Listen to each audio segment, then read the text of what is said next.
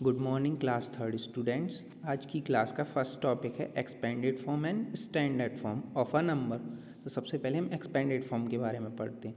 A number when written as a sum of the place value of all its digits is said to be in its expanded form. मतलब जब किसी number को उसके प्रत्येक digit की place values के सम के रूप में लिखा जाए तो वह उस नंबर की एक्सपेंडेड फॉर्म होती है। जैसे कि देखिए ये आपको एक नंबर दिया हुआ है, ये इसके ईच डिजिट की प्रत्येक डिजिट की प्लेस वैल्यूज़ दी गई हैं ना। जैसे 8 की प्लेस वैल्यू 8, 9 की 90, 2 की 200, क्योंकि टू जो है 100 प्लेस पर है, 5 की 5000। फिर इसकी प्लेस वैल्यूज़ के सम, ये ईच डिजिट की प्लेस वैल्यूज़ दी गई हैं और इनका सम, बीच में आपको प्लस का साइन दिख रहा है, मतलब सम। तो इस तरह से लिखना नंबर का एक्सपेंडेड फॉर्म कहलाता है। तो ये इस नंबर का एक्सपेंडेड फॉर्म ये हुआ। इस तरह से हम एक्सपेंडेड फॉर्म लिखते हैं।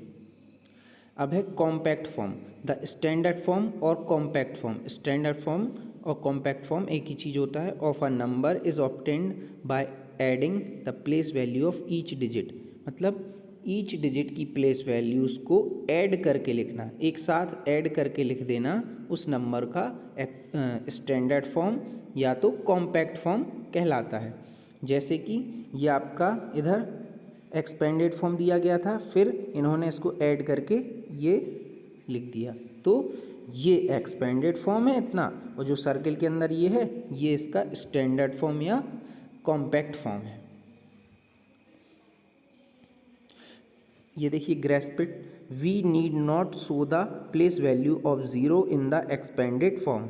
मतलब हमें एक्सपेंडेड फॉर्म में ज़ीरो लिखना ज़रूरी नहीं होता। जैसे ये 9406 का एक्सपेंडेड फॉर्म ये हुआ, ठीक है। तो अब इसमें जो ज़ीरो है टेंस प्लेस वाला, तो ज़ीरो की प्लेस वैल्यू और फेस वैल्यू दोनों ज़ीरो होती है, चाहे वह किसी भी प्लेस पर हो।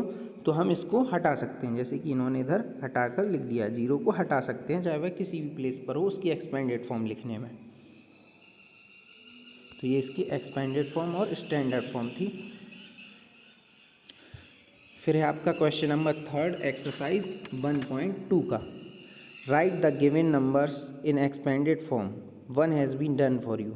इन नंबर्स की आपको एक्सपेंडेड फॉर्म लिखनी है, बुक में ही करना है ये, और एक आपको करके दिया हुआ है। जैसे ये आपको 1675, इसमें आपको ईच डिजिट की प्लेस वैल्यू पहले फाइंड करनी है। जैसे इन्होंने की, जो 5 है वो वंस प्लेस पर है तो 5 की प्लेस वैल्यू 5, 7 टेंस पर है तो 70, 600 पर है तो 600, और जो 1 है वो 1000 प्लेस पर है तो 1000, और सबके बीच में प्लस, मतलब इनके सम के रूप में लिख दिया हमने इनको। तो यही इसकी एक्सपेंडेड फॉर्म हो जाएगी। जैसे ये वाला देखिए सी वाला, जो 6 है वो वंस प्लेस पर है तो 6, इस तरह से। जैसे मान लीजिए 6 वंस प्लेस पर है तो 6 प्लस जो आपका 3 है वो टेंस पर है तो 3 टेंस यानी 30। और मैंने बताया था जो 0 है वो 100 पर है, बट हम 0 को नहीं लिखेंगे, 0 को हम छोड़ सकते हैं चाहे वह किसी भी प्लेस पर हो। हम डायरेक्ट 7 की प्लेस वैल्यू लिख देंगे। 7 की प्लेस वैल्यू क्या है, 7000 प्लेस पर है तो 7000। तो ये इसका एक्सपेंडेड फॉर्म हो गया, 7000 प्लस 30 प्लस 6। इसी तरह आपको बाकी के नंबर्स का एक्सपेंडेड फॉर्म लिखना है। अपनी बुक में ये एच तक पूरा सॉल्व करना है। फिर है आपका fourth number, write the given numbers in compact form, one has been done for you. तो आपको इन गिवन नंबर्स को कॉम्पैक्ट फॉर्म में लिखना है। वन आपको करके दिया हुआ है, जैसे 2500 और ये 30 और 2, इन सबको आपको ऐड करके लिख देना है तो ये आ जाएगा। इसी तरह आपको इसको ऐड कर देना है, 1000 प्लस 0 प्लस 0 प्लस 3, मतलब 1000 का 1, और जो आपका 100 प्लेस है वो 0 है, टेंस प्लेस भी क्या है 0 और 3। तो ये इसका स्टैंडर्ड फॉर्म हो गया। इसी तरह से आपको इसके एच पार्ट तक पूरे अपनी बुक में ही सॉल्व करने, थर्ड और फोर्थ क्वेश्चन। इसके बाद आते हैं हम next topic, successor and predecessor.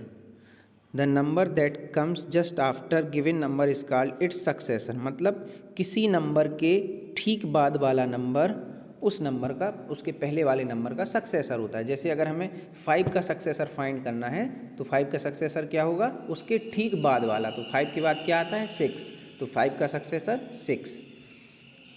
The successor of a number is 1 more than the given number. तो जब ठीक उसके बाद वाला होता है तो वह उससे 1 ज़्यादा होता है, इसलिए हम जिस भी नंबर का सक्सेसर फाइंड करना होता है उसमें 1 ऐड कर देते हैं। फिर predecessor, the number that comes just before the given number is called its predecessor. जो नंबर, जिस नंबर का आपको प्रोडिसेसर फाइंड करना है उसके ठीक पहले वाला, बिफोर वाला नंबर उसका प्रोडिसेसर होता है। जैसे 5 का प्रोडिसेसर क्या होगा, 4, उसके ठीक पहले वाला, यानी जो उसका प्रोडिसेसर होता है वो गिवन नंबर से 1 कम होता है। और अगर हमें किसी नंबर का प्रोडिसेसर फाइंड करना है तो हम उसमें से 1 माइनस कर देंगे तो हमें प्रोडिसेसर मिल जाएगा। इस तरह से आपको एग्जाम्पल दिया हुआ है 5729, तो इसका सक्सेसर +1 करके ये फाइंड कर लिया और प्रोडिसेसर -1 करके ये फाइंड कर लिया। इसी तरह 1.3 एक्सरसाइज है, इसमें आपको ईच नंबर के सक्सेसर और प्रोडिसेसर फाइंड करने हैं। जैसे बी वाला मैं आपको बता देता हूँ, 5309, इसका जो लेफ़्ट साइड में होगा वो प्रोडिसेसर फाइंड करना है और जो राइट साइड में उस साइड उसका सक्सेसर। तो 5309 इसका प्रोडिसेसर फाइंड करने के लिए -1 करेंगे तो ये हो जाएगा 5308। तो ये इसका प्रोडिसेसर हो गया और सक्सेसर इसकी राइट साइड लिखेंगे तो 5310। तो इस तरह से हम नंबर्स का सक्सेसर और प्रोडिसेसर फाइंड करेंगे। जैसे ये आपका जो लेफ़्ट वाला ब्लैंक है इसमें प्रेडिसेसर लिखना है और जो राइट वाला ब्लैंक है उसमें उसका सक्सेसर। जैसे एक और देख लीजिए, ये ई वाला है 6749, तो इसका जो प्रेडिसेसर होगा वो इसके लेफ़्ट साइड में आएगा, तो इसका प्रोडिसेसर क्या होगा, -1 कर देंगे 6748 ई वाले का, और जो इसका सक्सेसर होगा वो राइट में आएगा तो 6750, इसमें 1 ऐड कर दिया हमने और जो प्रेडिसेसर था उसमें 1 माइनस कर दिया। तो इस तरह से आपको इसके ऑल पार्ट्स अपनी मैथ की बुक में सॉल्व करने हैं एक्सरसाइज 1.3 के। आगे की क्लास में हम इसको और आगे पढ़ेंगे।